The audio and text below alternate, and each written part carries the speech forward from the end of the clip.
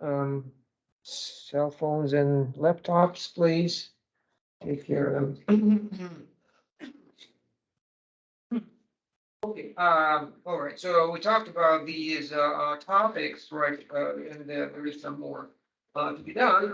The main topic here, as you can see, the part two, numerical functions, transformations of the line.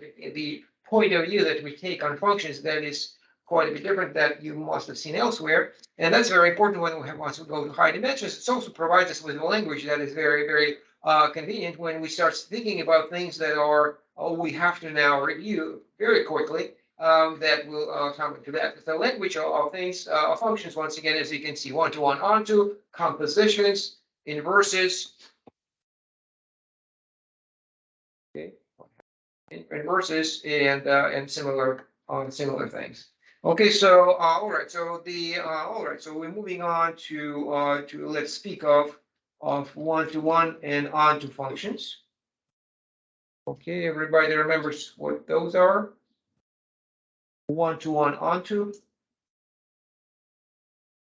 Sometimes words are very descriptive. Functions with irregularities. Not the perfect way to put it, but functions that are regular in some way. Regular in some way. One-to-one onto.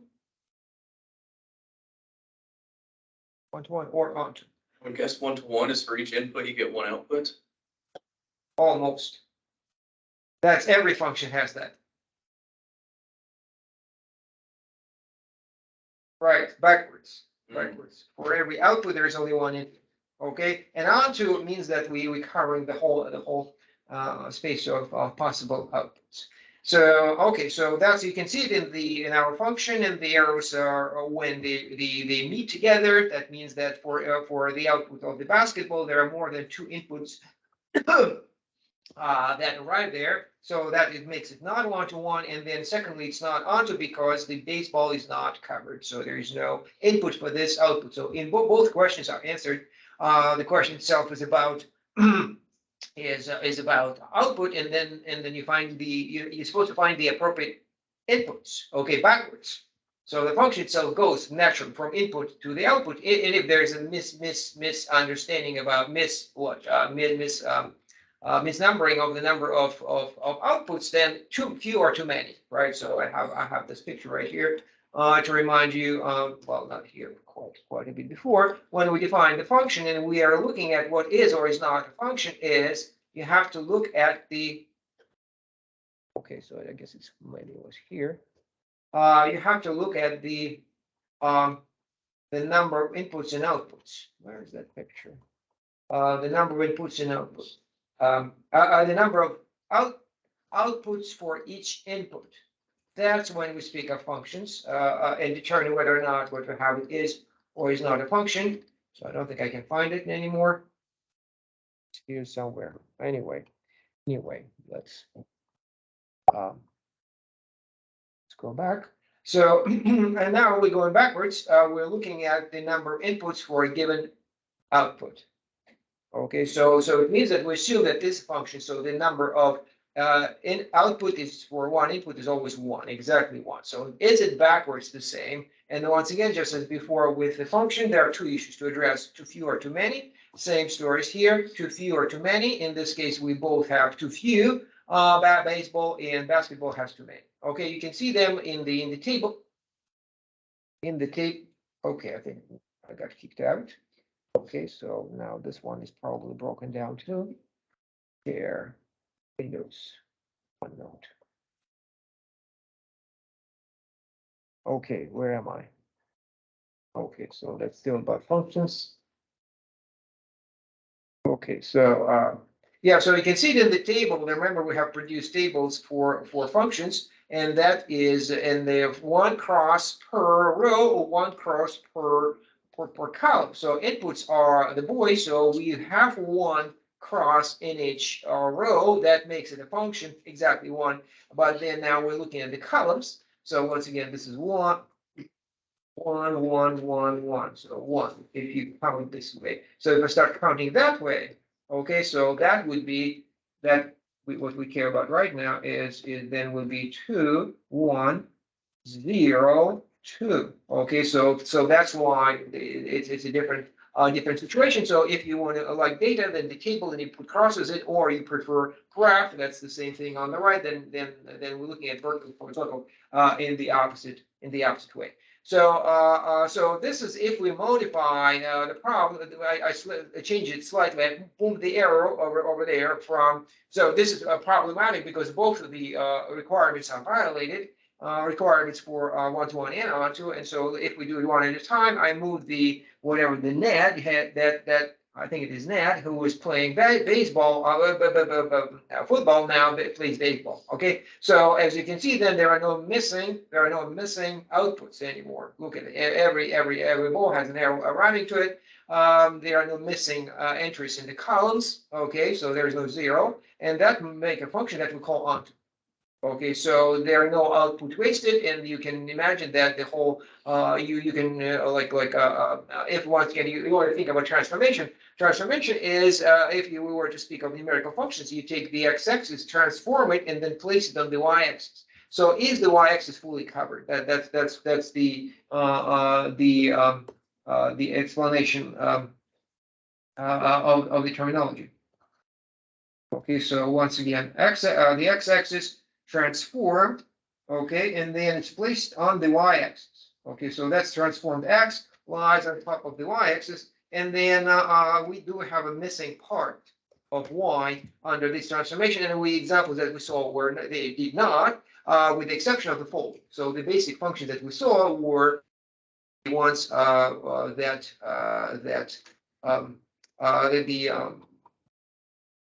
all kinds of stretches, shift, and so on, and flip. They will cover everything. And the examples the first example that came up that was not covering everything was the fold. This is the one. So half of the y-axis is missing. So that's one is not onto. And the other one I think I failed to mention. This is an extreme example. Also important. It is when the whole whole x-axis rather, collapse to a single point, and then that single point is placed somewhere. So that we call this the collapse. Okay, another extreme, that's an extreme. Okay, so we actually will not have any folds because it's not linear, but this one is linear. So it will come up. Okay. So all right, so that's called onto. If we are now trying to fix this is the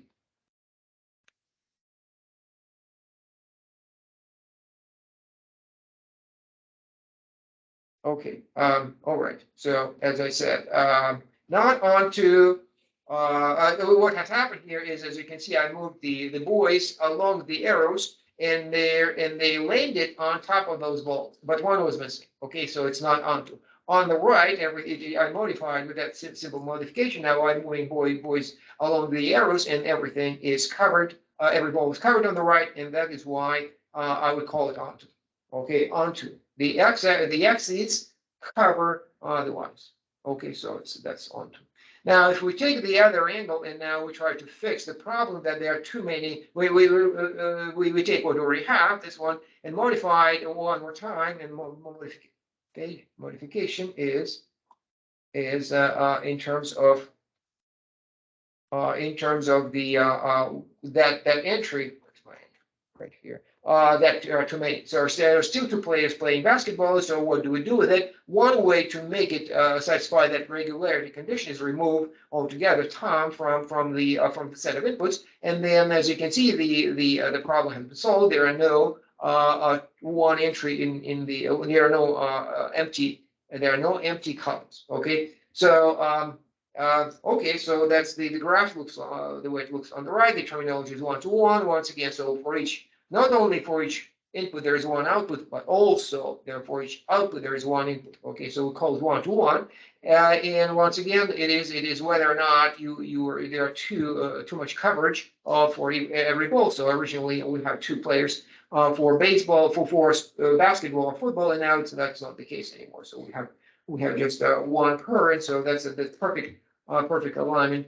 So the language of that we use here is very different. The problems the two issues are very much different from each other. So for each x there's a y, okay, or or if that's another way to express one-to-one is if there are two outputs coinciding, that the input are all coincide too. Okay, it's very important because when we solve equations in particular. So for example, if I have x equals 3 and I square it,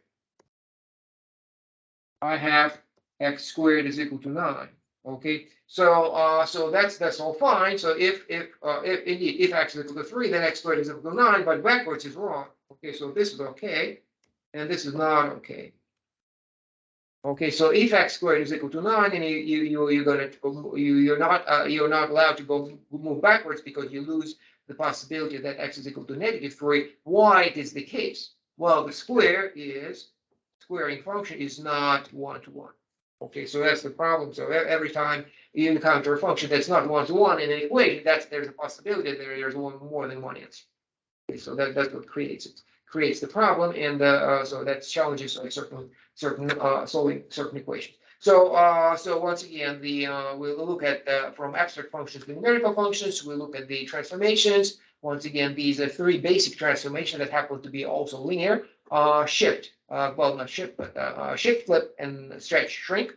They are both one-to-one and onto. The fold is not neither not one-to-one nor onto.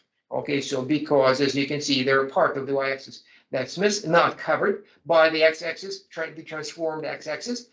First and secondly, there are two arriving to the same spot, two arrows arriving to the same spot. So once again, it's not one-to-one either.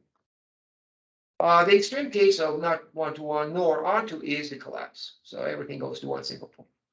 Okay. So that's the classification of the two possibilities. Then you have one or the other, or neither, or both. Okay. Onto, not one-to-one. One-to-one, but not onto. And then at the top, it's both one-to-one and onto. At the bottom is neither. Okay. So all of the four possibilities are there. Okay. So horizontal line test, that is the test for a function being one-to-one. Okay, and then it is a flip for the vertical line test. The vertical line test tests whether it's a function or not, but this time, because we instead of going from x to y, we're going from y to x, so we just flip the same picture, and then we're looking at how many, look at what the blue line is supposed to present, how many x's for this particular y.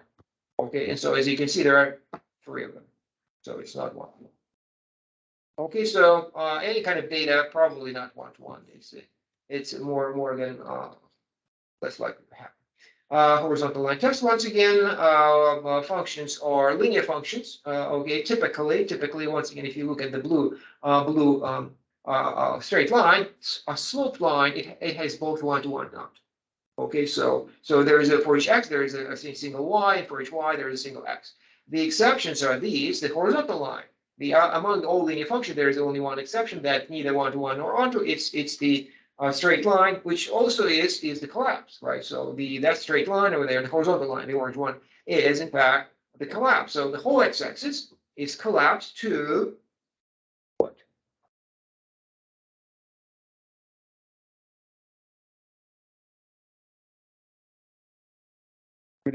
Where does 1 go?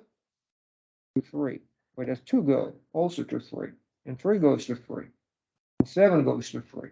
Okay, so that's where the whole x-axis is trying to a single point, and that point is lands on 3. So that's a collapse, and it is naturally neither one-to-one nor onto.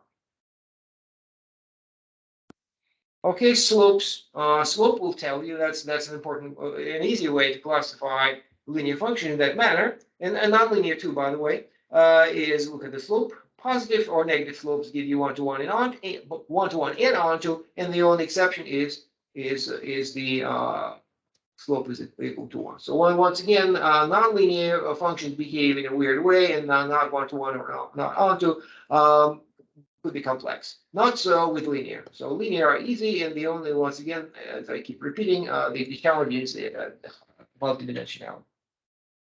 For example, line test, it is not easy to actually demonstrate that without looking at the graph, but rather algebraically to demonstrate that this function, as a matter of fact, 3x plus 2 is in fact both 1 to 1 and onto. So let's examine this. We're going to do this in high dimension shortly. So so this is how it goes. So you literally, if you are interested in 1 to 1 onto, imagine that there are two inputs that produce the same output. So I choose two inputs, and then I assume that there are two outputs. Okay, that's what how the definition starts. And then I just substitute the function into my equation. Okay, right here. And then I have then 3x1 plus 2 is equal to 3x2 plus 2. Okay. So in other words, and then I just see I'm supposed to shake the tree and find out what the two numbers x1, x2, how they are related to each other. Okay, so I am canceling out 2. Then, and this is the crucial part, I divide by 3. So that coefficient is not 0. So I'm just by dividing right, and I end up with x1 equal to x2. So that's the full logic. We assume that there are two input producing the same output. We demonstrated that they must be the same according to this algebra, really simple algebra, but nonetheless, there's the logic to it. And so we have proven that the function is 1 to 1. Okay, so once again, a simple algebra cancellation, and then division by the what is it? It's the slope.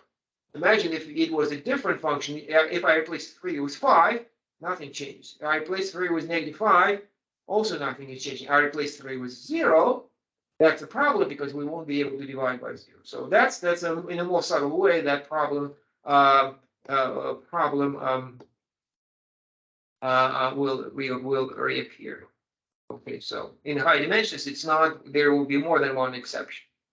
Okay, so onto, once again, 3x plus 2, is it onto? Okay, so we pick y, not pick y, but pick a random y among the outputs. We have to demonstrate that we can find backwards, we can find for it, we can find an x for it. So 3x plus 2 is equal to y. Can we find an x for this y? And the answer is yes, by simple, once again, simple algebra. And as you can see, the same story happens. My slope, so 3 is the slope, right? And it emerges on both occasions. So we did 1 to 1, now we're doing onto, and in either case, there is either division by the slope, or there is, it literally, once again, division by 3 is in the denominator. Okay, so that proves that it will work for any slope other than 0. And yet, for every y, we can find x, because we can solve the function 4x in equation 4x. And there you go. We have demonstrated that indeed each y will produce an x. Okay, backwards. Naturally, what is that we have found? What have we found? What's the relation between these two? What have we found?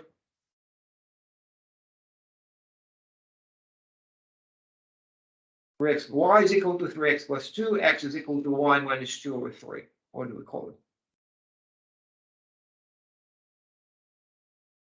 The inverse. They are inverse of each other. Okay, so that's we're going backwards as planned, except it might fail. Okay, so that's for the record. This is the theorem that if you have a linear function, mx plus b, m slope of by intercept, it's both 1 to 1 and onto, as long as m is not equal to 0. Okay.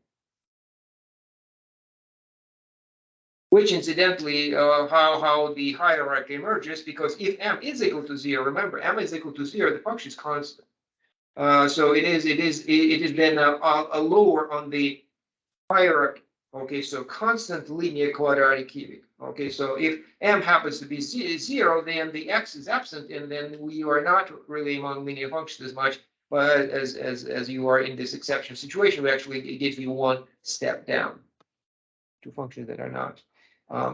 They're still linear technically, but they're not linear. They're not linear polynomials. So the distinction is also that's come up here. I'm actually speak of linear polynomials. Linear polynomial. What's the difference of linear polynomial and linear function? Unfortunately, there are 3 of them. Okay, linear functions include include constant functions. Linear polynomials do not. Linear polynomials just they have to have that higher power. X has to be present, just like quadratic polynomial has to include x squared. If it does not, it's not quadratic. But linear function, it's allowed to not to have that term, and just it grows inside. That's it. So constant linear quadratic cubic like this rather than a hierarchy. Okay. Okay, so these are the transformations. These are once again flip, shift, flip, and stretch. Okay, so they're also linear functions, incidentally. So not by coincidence. So we concentrate on these because they are a bit simplest examples in dimension one of linear transformations. In dimension two, you can imagine that you're transforming a plane, in which case there will be more. There will be, for example, rotation, which is here. But nonetheless, it's linear. The slopes here are 1, -1, and 2. Okay, so which means that they're all 1-to-1 and onto. And then the only exception among these is the collapse when the slope is equal to 0. And so we keep an eye on it. Okay, preimages are points, 1-to-1 and onto. So the newly introduced concept of inverse image or pre-image, okay, gives you the number of. Hold on a second.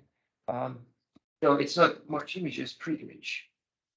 Pre-image or inverse image. Okay, so a function is 1-to-1 if and only if the pre-image of every element in the codomain is a single element.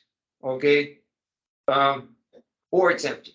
Okay, so that assures that there are no two arrows arriving to the same location. For onto, it is the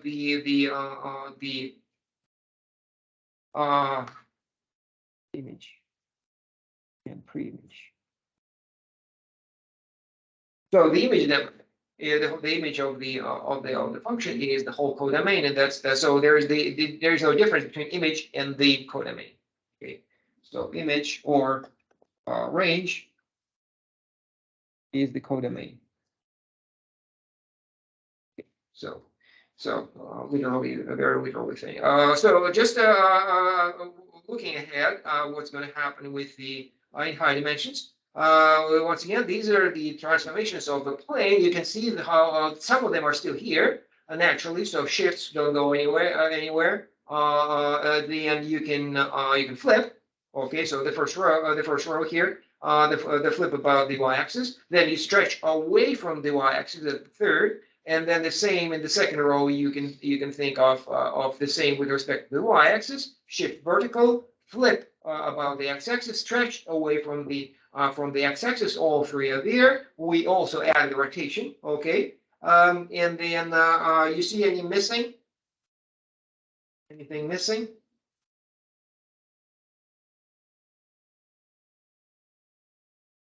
What other transformation you can think of the plane?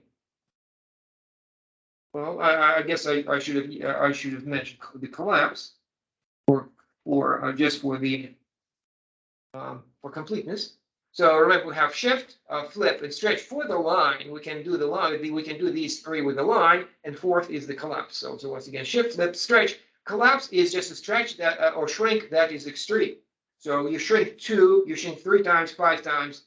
That's all fine. But collapse is you stretch everything to 0, shrink everything to 0. So that's different, and so I like to keep them apart. But there are more. Can you think of more transformations of the plane?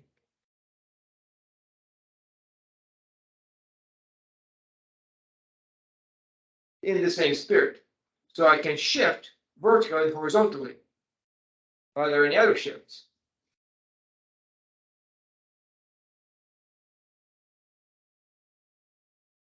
Can I shift diagonally? Sure, why not? Can I flip?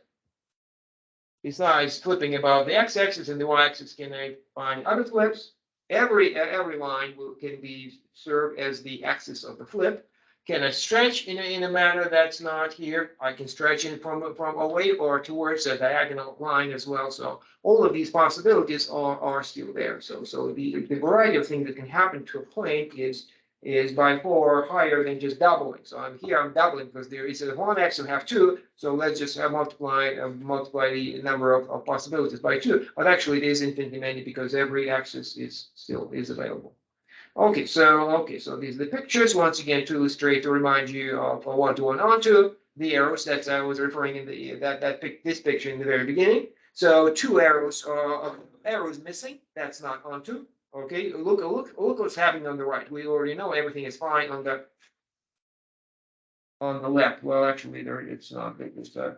There's a typo here. There are two arrows here for somehow. Zero, in which case now everything is fine. Okay, so once again, we're looking what's happening on the right in the codomain. So when there are when there are missing targets, okay, so then it's not onto. When there are too many hits on the same target, that's not one-to-one. Okay. Okay, so one-to-one onto is the best one. So it's you can have one word, one-to-one onto like this. Okay, so very quickly. Sorry, what was the error? Clear? I didn't understand the error. Which one? The first picture or the second? The like you marked out that one. It's typo because it's not a function. If you have two arrows originating from the same spot, it's from the same input. It's not a function, and we are now assume that everything is a function now. Oh, okay, I see. Okay, that makes sense. Okay, so the best thing is when there's both one-to-one and onto. The word is bijection used sometimes, and as you can see, it's like renaming. Every ball has a boy, and every boy has a ball. So then you can speak of the balls just as well. You can speak of the toms and kind of translate one into the other effortlessly without ambiguity. So a ball played by Tom, we know it's basketball, one and only, or that's a boy that plays soccer. So we know that's Sid. Okay, so a perfect match. Okay, so this is the shortest illustration of one-to-one and on to illustrate what is not supposed to happen. So missing target over there on the left, and for not one-to-one, there are two hits on the same turn. Yeah, so missed target and the two hits on the same target. Okay.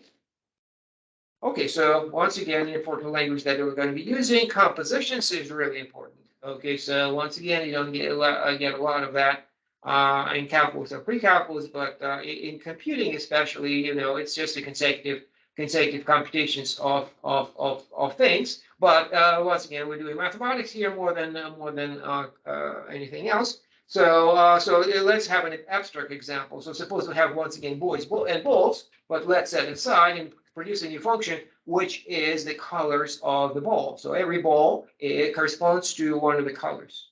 Okay, so basketball is brown, and orange, let's say, and then baseball is white, and so on. Okay, so it's a function. Okay, the domain is y. The balls in the codomain is the colors, whatever palette you pick. It will work fine. So the arrows indicate which way it goes. Okay, so then so you can see what I'm aiming for.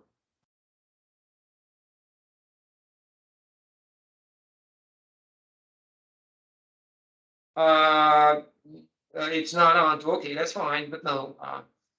Yeah, so that's good catch. Sure, it's not onto. But it is one-to-one, incidentally, right? So all fine, but that's not what I'm after here.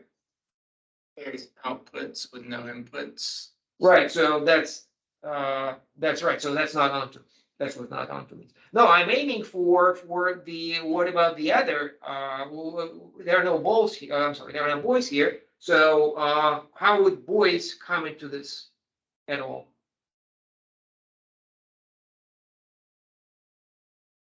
That's how.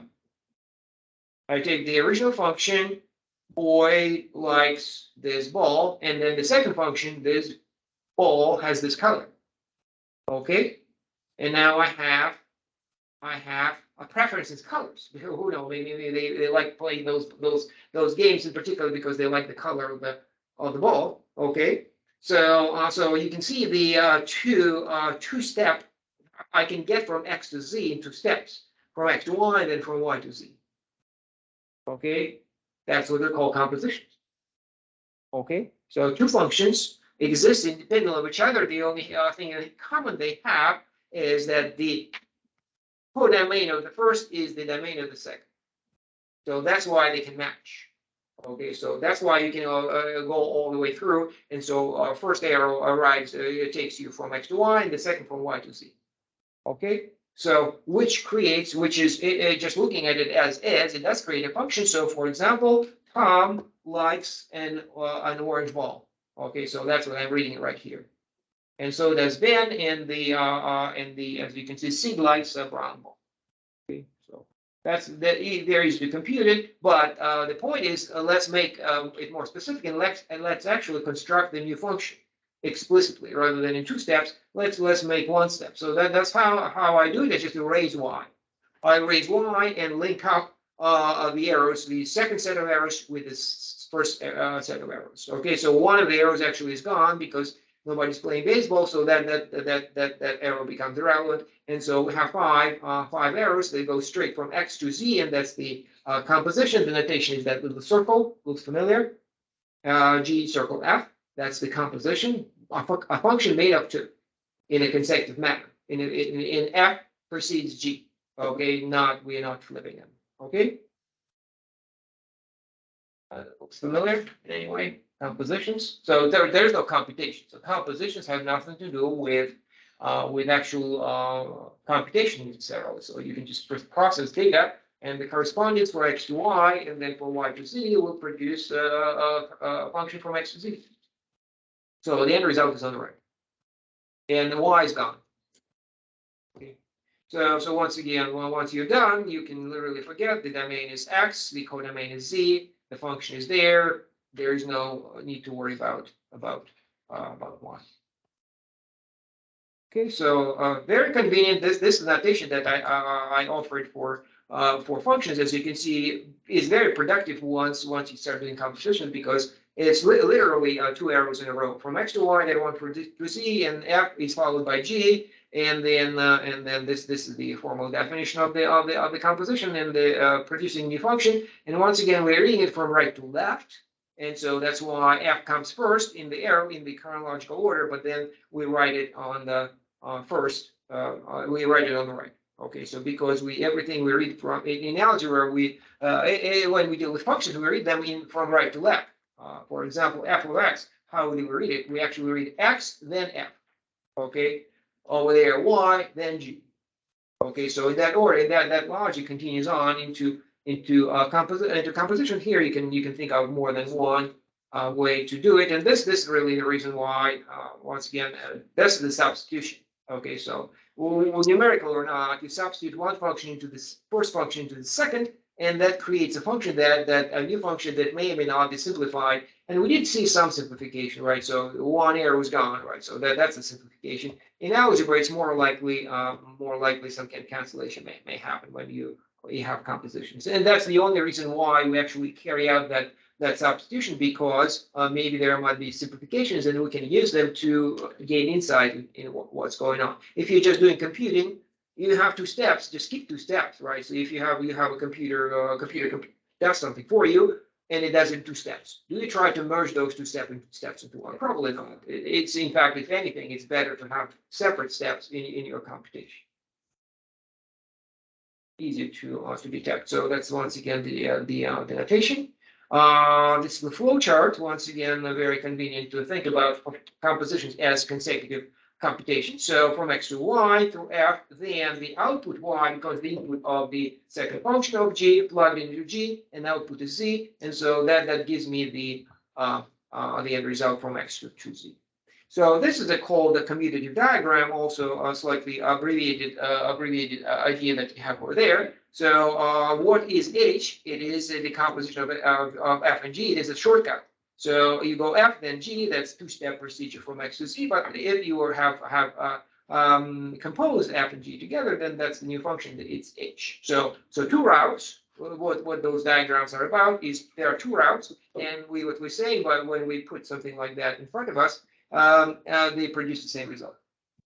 Okay, so you go detour or go straight. Here's So you can actually carry out the composition if you care about it. It does not, it has nothing to do with numbers. So I have the functions. I wrote this is my G about colors of the balls, and then you can literally substitute one into the other, and then a function is a table. The second function is a table. I can produce the third, the composition is a table, and how just by substitution. So I substitute, and the answer is, well, to begin with, H of Tom is orange. It is substitution. This is substitution for numerical functions. Also, if you keep it, typically there's a problem with compositions because there's lack of understanding of what it is. But one way to get around it is this is the problem, name variables appropriately. So if you speak of a function from x to y, here it is. X squared is equal to y. So you start with x squared, and then the result is y. You call it y, okay, and it is somewhere in y. The second stage is the input is y now, and then it is cubed, and then the output is called z. Okay, so then if you were to do substitution with this, when you have some representation like that, then it is literal substitution and use parentheses generously. So because y is equal to x squared, I take y cubed, replace y with x squared, and that's how I get x squared cubed. So it is an abbreviation of the decomposition that we have. Two-step procedure is translated into one single formula or by substitution. I want to read some more about it. These are more transformation by stretch by 3, then stretch by 5, or shift in this case. So this is also productive. Might help with calculus. Okay, so let's confirm that we understand the composition. So as you can see here, I took x-axis, folded in this manner, okay, at the top, and then place it inside of the y-axis, which is green, and that's the first function. The second function takes the green y-axis and folds it in half. Okay, so now I'm interested in the composition, the net effect on x of the composition. Can you tell what it looks like? I have to put something here. This is where my x is, and I have to put the picture there. Can you tell what it looks like?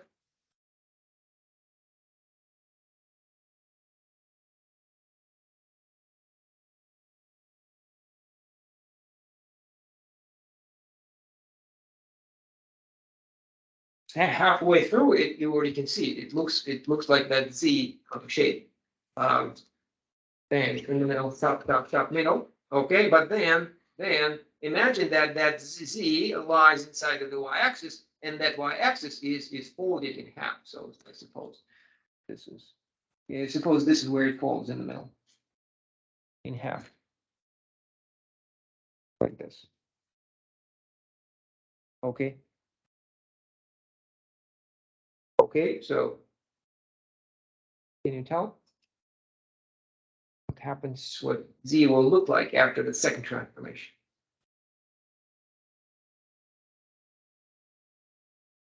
What? With numbers, I get it. With the folding lines, I'm kind of lost. Well, okay, so I would. Okay, so let's try. So this z is the shape of the x-axis lies within the y-axis, and then this is the fold. This is where it's folded. Okay, and then actually it's not folding like this, it's folding like this. Okay, so imagine that this part,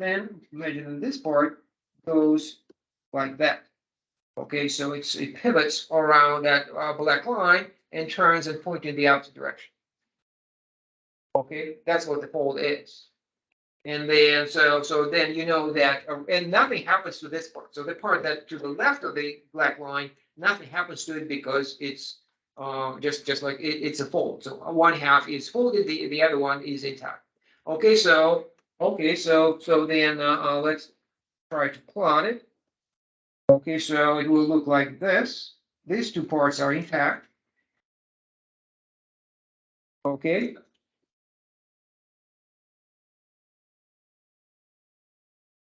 Okay, so where's the rest of it? What happens to that the first term? It it will point in the opposite direction, right? So it was pointing to the right because after the fold, it will point back like this. Okay. So this fold over there, this half, is now pointing to the left because of the fold. And finally, there that straight line that pointing to the right now it points to the left. Okay. Well, the good news is this is nothing of this is linear. So the linear are stretches, shrinks, and even the shifts will be thrown out. Yeah, it's not linear. Not because they are not interesting, but because they're just too simple. Okay, so consecutive computations. You can have long computations. Once again, this is just from two consecutive computations. You can have many. The ability to decompose is probably important, but maybe more elsewhere. It's not here maybe. So anyway, I encourage you to read the rest of this section. Okay, so especially this part actually is the executing composition on when the functions are given by tables. So it's not a transformation necessarily. You have to do cross methods.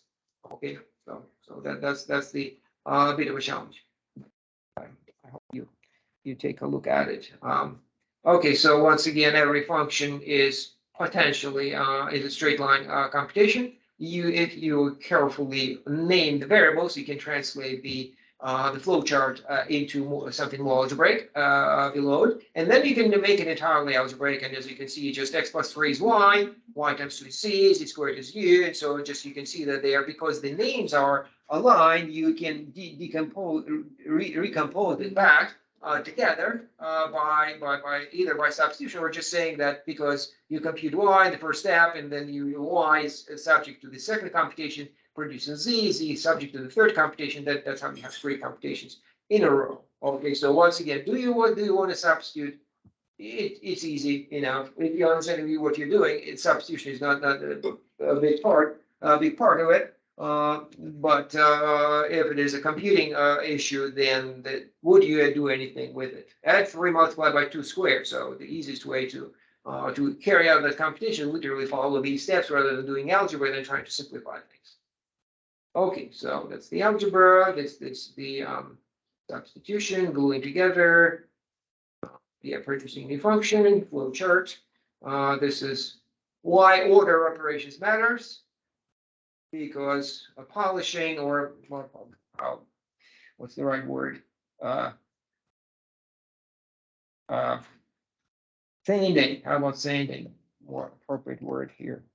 So you sand your chair and then you paint it, or you paint it and then you sand it. Okay, the result is very much different. So unlike addition, subtraction, or even multiplication, the addition, multiplication, the order doesn't matter. Okay, so this is a more practical example, but probably you can skip. Okay, so examples of simplest functions, we already saw it.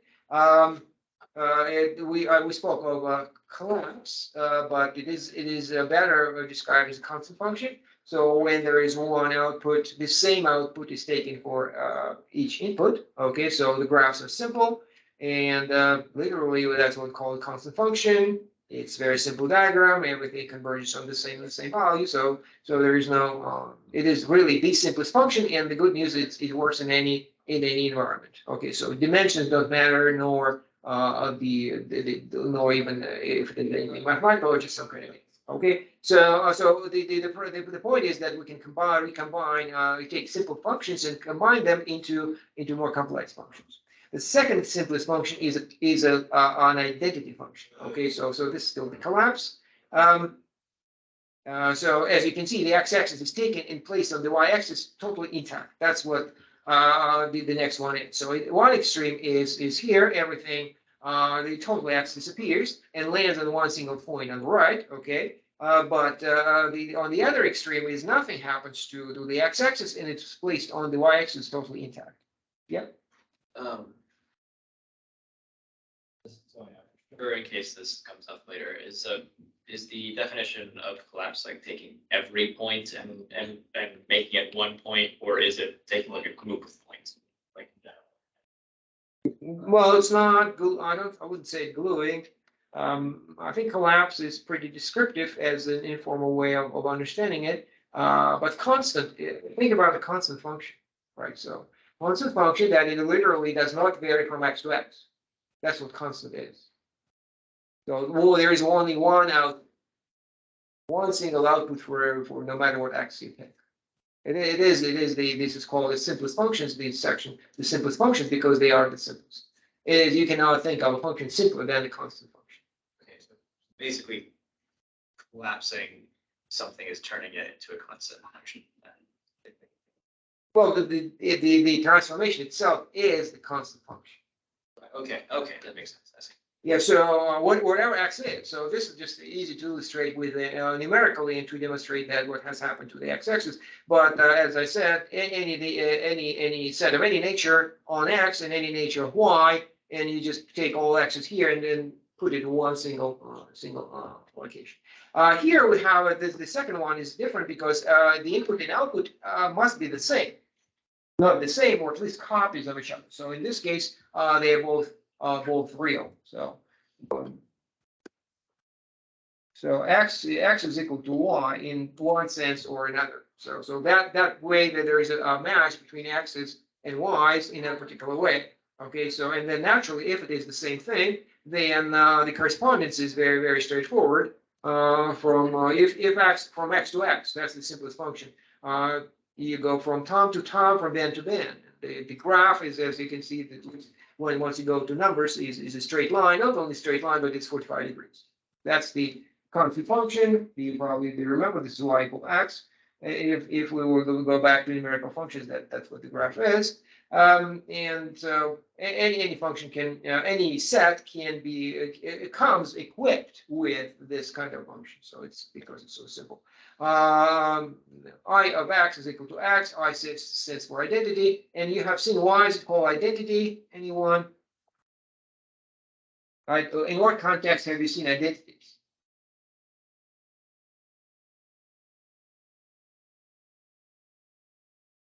Well, here's a well, this is an identity.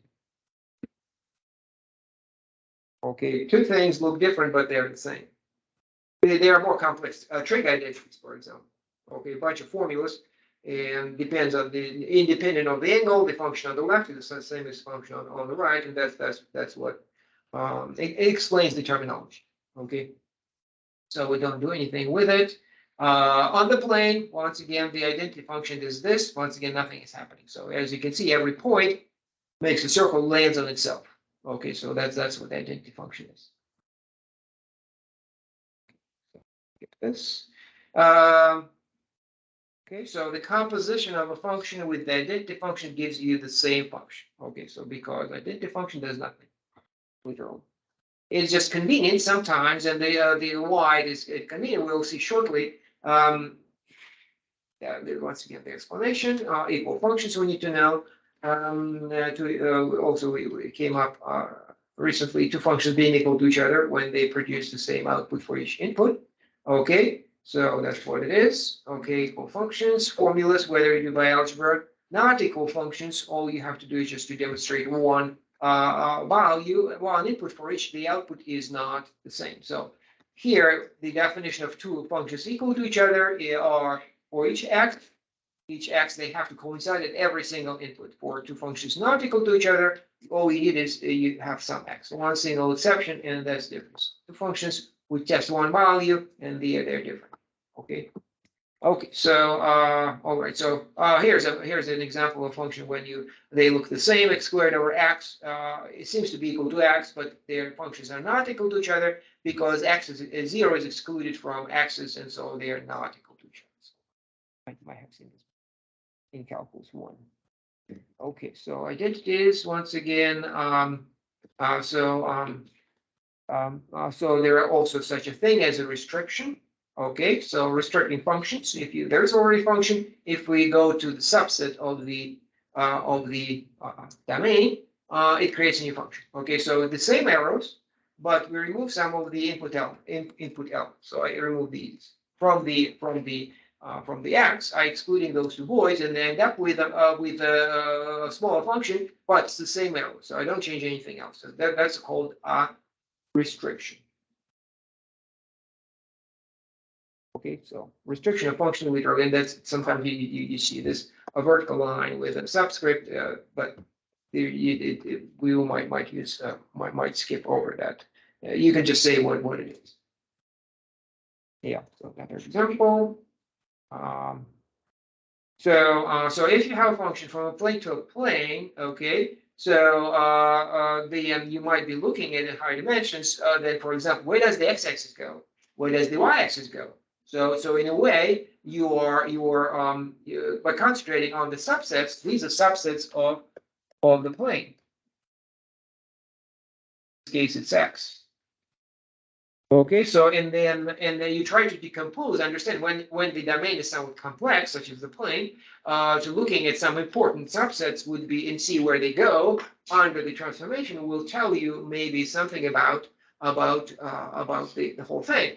So, for example, where does the x-axis go? Where does the y-axis go? And so here's an example. For example, the x-axis under the linearity conditions, the generic situation in linear algebra is every straight line goes to a straight line, unless it collapses. Otherwise, it's every single time a line produces a line. That's linear algebra for you. Okay, so that's what might happen to the x-axis. It just becomes inclined. Okay, and then you look at where the y-axis goes. It goes to, well, it was vertical and now it's inclined. Okay, and then you can ask yourself now, where does this? Can you conclude anything about what the whole function does? If this is what it does to the x-axis, and this is what it does, so this is x-axis, and this is the y-axis, can you tell what the function does? Any idea of what it does?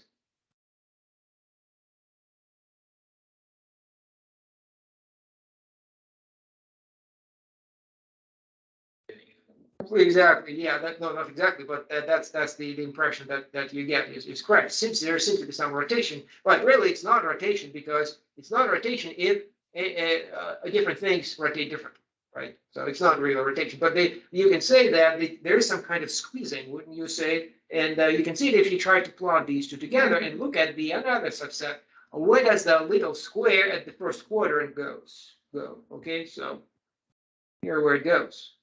I take a little square, I know where x goes, the x-axis goes, where I know where the y-axis goes, and then if I put that little square in blue between them, and then see where that square lands when we carry out our transformation, as you can see, it turned into this parallelogram between the new x and y axis. So the green line and the red line determine where that object will lie, and once again, under linear algebra conditions, nothing is going to happen to the square unless it collapses. It will always produce a parallelogram. Okay, so once again, so linear algebra, and now you can see that that is not a rotation, even though a lot of stuff is being rotated, but definitely you observe. Do you observe a stretching, which is these pictures don't really show, don't give it credit or the justice. Is that there is a certain stretching in the horizontal direction. Look at it; it has become bigger along the red line, but it becomes shorter along the green line or something like that. So as you can see, non-uniform stretching. That's really something that is very typical for transformation. Okay, so we'll deal with that later. They're just an example of what the significance of this. Okay, the inclusion function. Okay, so. Okay, the inverse. Okay, so that's very, very important. We already run into it a few times. And undoing the effect of the function, can we now go from y's to x's? The answer is we cannot because it would not be a function. As a relation, relation is always, there is no such thing as inverse relation. It's the same thing. So it doesn't really matter which x or y comes first. And so as a relation, it's there, and you can just say, well, let's go y first and x second. Would make any difference. So this one does not have the inverse, but if we modulate, that's you can see the reason why. As you can see, there are two outputs for the baseball for basketball and no output for baseball. So that's not a function. So some functions do have inverses, some do not, and already know what when. Okay, so So when does a function have the inverse?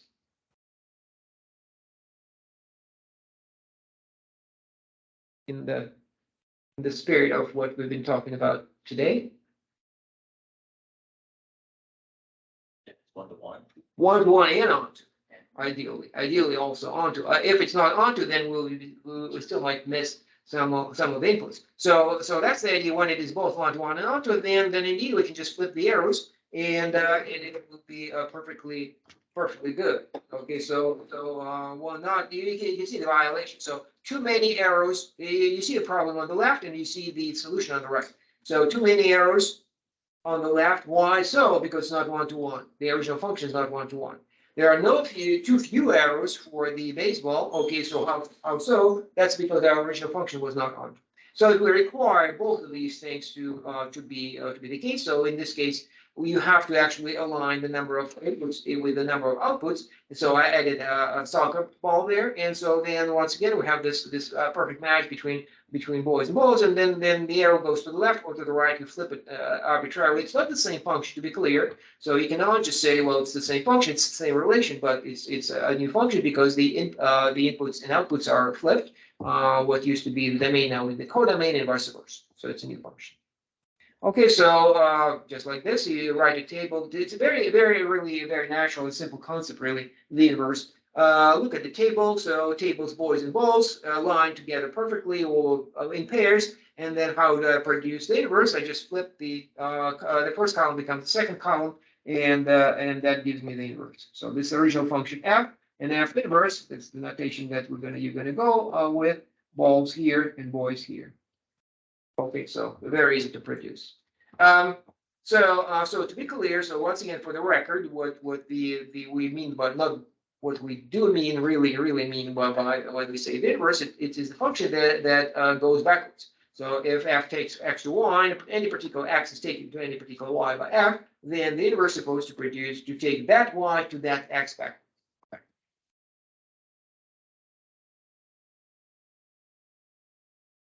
Okay, so the inverse guarantees the existence of it being 1-to-1 and onto, and vice versa. This is once again the relation. Okay, there is only one inverse. Okay, notation is f inverse. So it is the name of the new function. So naturally that -1 is really not no, it's not the power, it's not the exponent, right? So you understand that, but there is a relation there because when the negative first power is a kind of a kind of inverse, right? So when you do instead of multiplication, you do division. Okay, the powers also go backwards in the negative well, not for the powers. This, for example, this might make sense. F squared. In the context of our discussion, would you see what f squared might mean? It's not f squared, but if we write f squared, what could that be?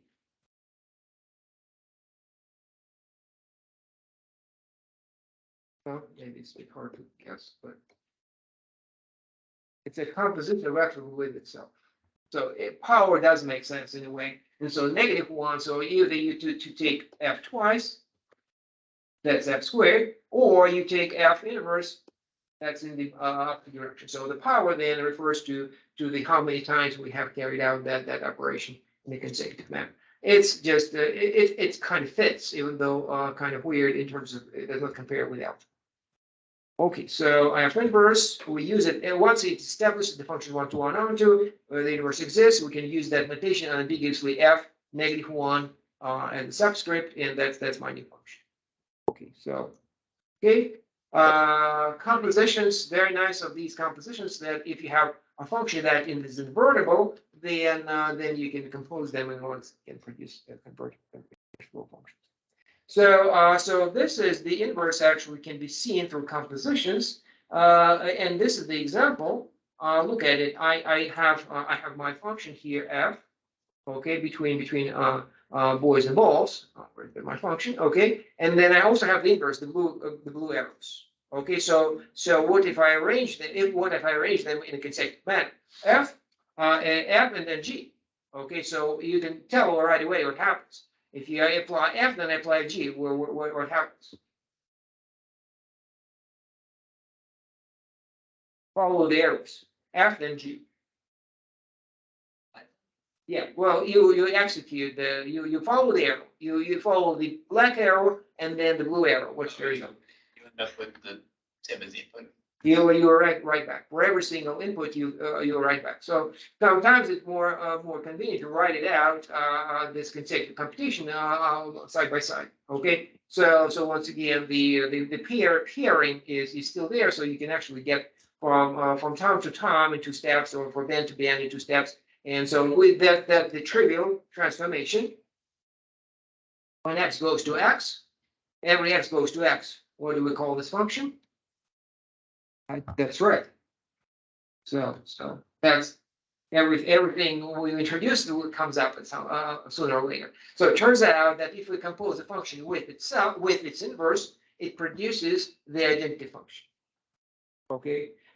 Naturally, easy to overlook. There is the other way around. So what if G first and then F second? Okay. Once again, the end result is the same, except here you have you go from tom to tom, and here you go from basketball to basketball. But it's the same. This is still the composition is the identity. Not the same identity, but still. Okay, so that's what I just said. I'm writing here. So F followed by G is I, the identity, and here G followed by F is also identity, except the first one identity on X, the other one on Y. Okay, so that's the alternative definition of the inverse is right here. So it's a function that it will produce the identity when composed with the original. Okay, so if you have a function, I need to find another function which will do what? Will undo the effect of that. F transforms things. How do you bring everything back? That's the inverse. Naturally, you've seen this in computation. So add 2, subtract 2, for example. That's the just in case you haven't seen inverses in a while. So that's the simplest example is that's it. So your first transformation is add 2, the second subtract 2. They undo each other. So if you first add 2, then subtract 2, then you're back to it. Okay, so you can probably think of other examples. Can you think of other examples?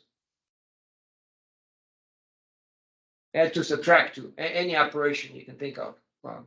Multiply by 2, divide by 2. Okay, so also a pair of inverses, and then naturally the trickier ones are that are not onto onto. The square and the square root. What's the issue here? Right, so they're not exactly inverses of each other because the square function is not one-to-one onto, and therefore you have to actually separately do the inverse for one half and the other. Okay, so that's the same story. This F and F inverse. Hold on, it's a typo. It's a typo here.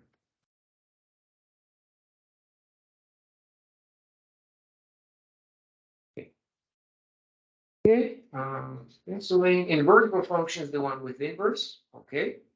Remember inverse transformations? There were those 3 basic transformations that are one-to-one and onto. Shift, backwards shift. Okay, so add 3, subtract 3, the first row. The second one, you flip, and then if I flip, what's the inverse? I flip, then what's the inverse? Another flip, right? So that's the better answer. Usually the answer is flip back, except there is no back. It's one flip. So you actually carry out another flip, and so which means that it's the inverse of itself, right? The flip is the inverse of itself because if you do it twice, you are back. Shrinking, stretching. If the coefficient is exactly the same, they will undo the effect of each other, and the collapse does not have the inverse because it is not invertible. Okay, so I'll stop here. Yes.